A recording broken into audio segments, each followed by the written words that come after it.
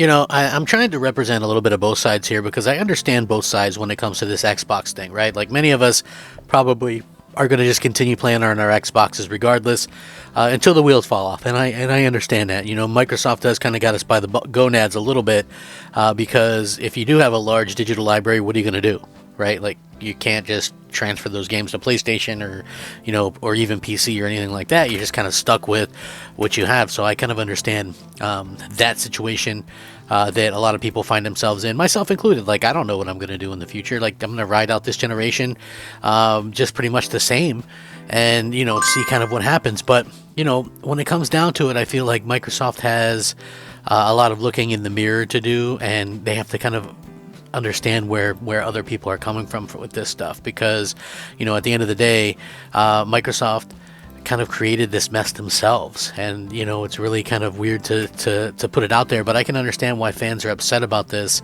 and I'm sure that some of you might agree and some of you might think that it's overblown or stupid or whatever, and I understand it, but this, for instance, I can understand why this would really get annoying. Like, remember back in the day, Phil Spencer he'd be all over God of War or some big PlayStation release, and he'd be on the social media talking about how great it was or congratulations, and a lot of us Xbox fans took that the wrong way because why? Well, because we were in the middle of a drought where we weren't getting any games.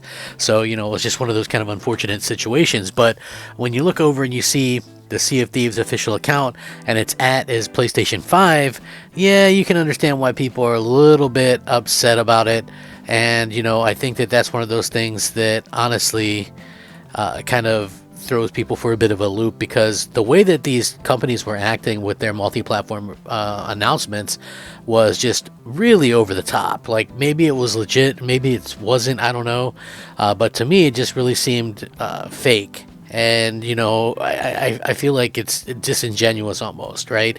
But it's like you already know that you've got these temperamental Xbox fans who are kind of getting screwed over or whatever, but at the same time you have this situation where it's almost rubbing dirt over what they're doing. So the official Sea of Thieves account puts that it's placed at PlayStation 5. People complained about it, so then they switched it up to a blue rowboat, which is what they used to kind of signify that they were coming to PlayStation in the first place. So it's one of those things where I completely understand and I can sympathize with what a lot of Xbox fans are going through with this, because even when you look at what was happening with the Pentiment thing, right? Like they announced that Pentiment's getting a physical release and they put the Xbox box in the back, right? I don't know what they're thinking. I don't know a lot of the times what these companies are thinking, but it is super unfortunate. And at the end of the day, I think that Microsoft can do a better job kind of, I don't know, maybe they don't have to. They're just a heartless corporation at the end of the day. But I do feel like, fans deserve a little bit better. We kind of, when I'm looking into this, right, and you're kind of looking to see what games actually we have as exclusive this generation, I can understand why people are very pissed off, because I'm going to be honest with you, the games list that we have that are exclusive isn't exactly great.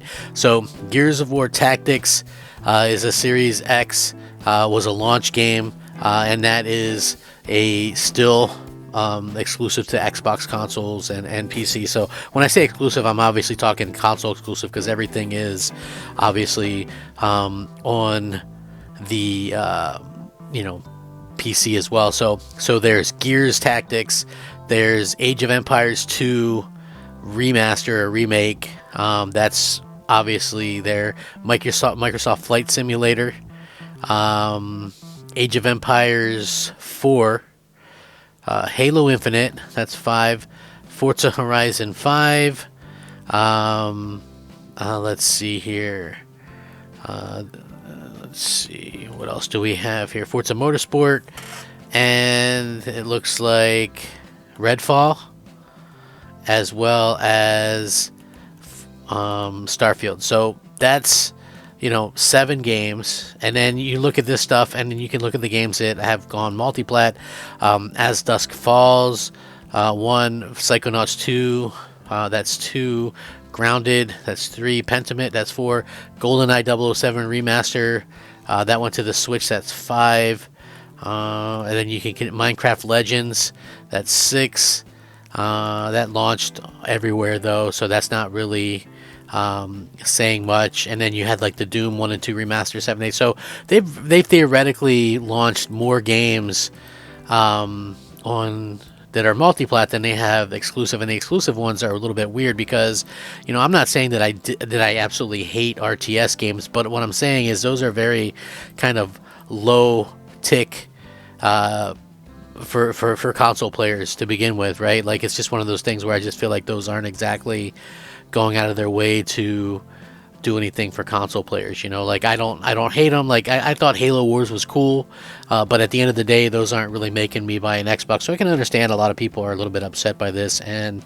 they do kind of make you feel a little bit second class. And I'm very interested to see some. I just for my own curiosity. I'm not because it's going to start crap, but I want to see what the Digital Foundry assessment is on these games that are actually going to PlayStation. Like how do they run compared to the Xbox version? That is really something that I am interested in seeing, because at the end of the day, I feel like Microsoft is that company that would 100% go out there and make these games run and look better on PlayStation 5. Maybe it's because these developers have a little bit better understanding of PlayStation hardware. Maybe, I don't know, is it easier to develop for PlayStation? But again, I think that we'll have to see what happens, because like I said, I feel like Microsoft is in this weird sort of situation with how they're going to treat their games. Like I don't like, even when they do their own showcase in June, how is that going to go? Are they going to go Xbox exclusive? Like, are they going to do that thing again? Like, how can you? I don't understand how that's going to be taken over. Like, and I also don't see just how people would be very excited for future games with knowing that they could come. I think it's really going to depend on what happens with kind of the rest of this year. If we start seeing more games get ported over, I feel like we could be in a situation where people are even less excited. It does feel like they're sort of losing something, the credibility with gamers, and that's really something that's almost impossible to get. It's hard to get back for anybody, right? Like look at myself, right? I used to have a pretty decent sized channel with a decent sized fan base that would watch my videos, and now I don't. And a lot of people think that hey, he's flip flopped or whatever. It's hard to really explain to most people what happened. Like the anger was never because you hate Xbox, it was because you didn't want Xbox to kind of get ruined or whatever. So it's just kind of one of those weird situations like that at the end of the day. So we'll see kind of what happens in the future. I don't know if Microsoft will ever win back that credibility that they once had, but I understand that why the hype levels are kind of down to the dumps right now, and I'm not sure what Microsoft can do to get it out of there. I'm sure that some of this is probably unexpected. Like they're thinking, oh well, we already told them last week that we're going to put these games these other places. Yeah, but then you see the excitement. It's like when you get dumped by somebody, you see how excited they are with the other person that they're with, and I think that's kind of where we're at. So I don't know, we'll see what happens. Anyway, I'm Crap Gamer. This has been Crap Gamer Reviews. Let me know what you guys think